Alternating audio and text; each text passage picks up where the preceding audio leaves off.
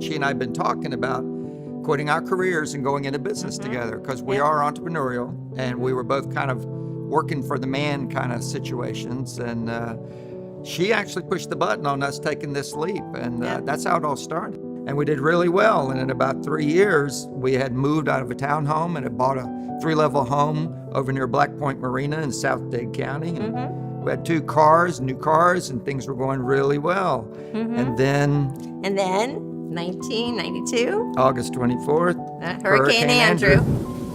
We were wrapped in mattresses in the master bath, and it was one of the most frightening times of my life.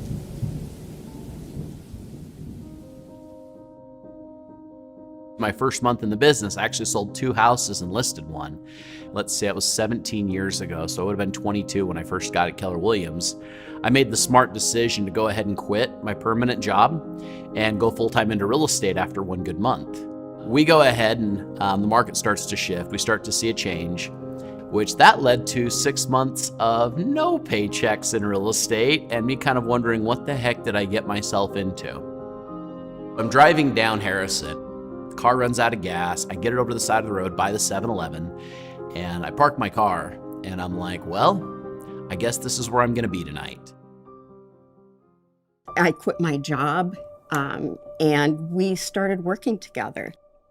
Through this whole time, as we built our lives together, I worked selling real estate. I handled all the sales for my husband's construction company and his developments, and it was really fun. I never viewed it as a job that was necessary in terms of me needing to make money.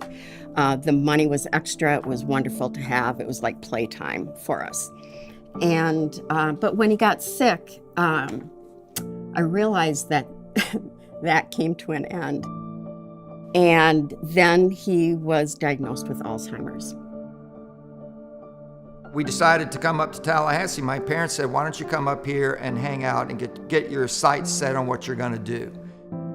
Nikki called up and said, I want y'all to come down and listen to this guy from Texas. And it was Gary Keller going through a program he created called Quantum Leap. And it was about how successful people truly succeed. It was his own research, it was his own pet project, and to this day, I think it's the most pivotal training that we have in KW.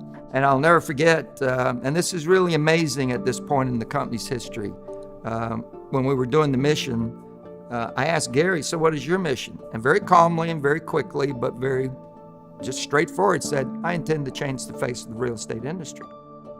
And by the time we got back, we both believed that the way he thinks and what he shared with us in those 2 days was someone we needed to be in business with. And we came out of it, and we came out of it stronger. Yeah. And so just the fact that we've been able to share all the things that we've learned at Keller Williams has made our family better. So went and joined a real estate team at Keller Williams, and the agent was great. She masterminded with Gary Keller himself and gave me a lot of CDs and material that they'd gotten from Gary's masterminds back at the time. I mean, we didn't have YouTube back then, so I'm watching as much Gary Keller as I can. I spent 18 months, more or less, living in my car until I finally, moved into somewhere. It's like I had supercharged, because I felt like for the first time I knew why I went through everything I did. I truly felt like I knew why the hard times had to happen to me. We sold off everything. We just pared down to the minimum, lived in one of our apartments in a rental building that we own, and I just got really intentional about my work. I had to learn how to build a team. I had to be more intentional about prospecting.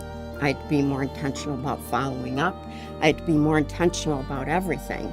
And I was able to still go to work and then come home and take care of them at home. If it weren't for these problems that we had that have become opportunities for us, and if it weren't for my husband's illnesses and now Alzheimer's, I wouldn't be the person that I am today. I wouldn't be as joyful as I am. I wouldn't live every day happy, and I wouldn't be the amazing caregiver and advocate that I've become for him.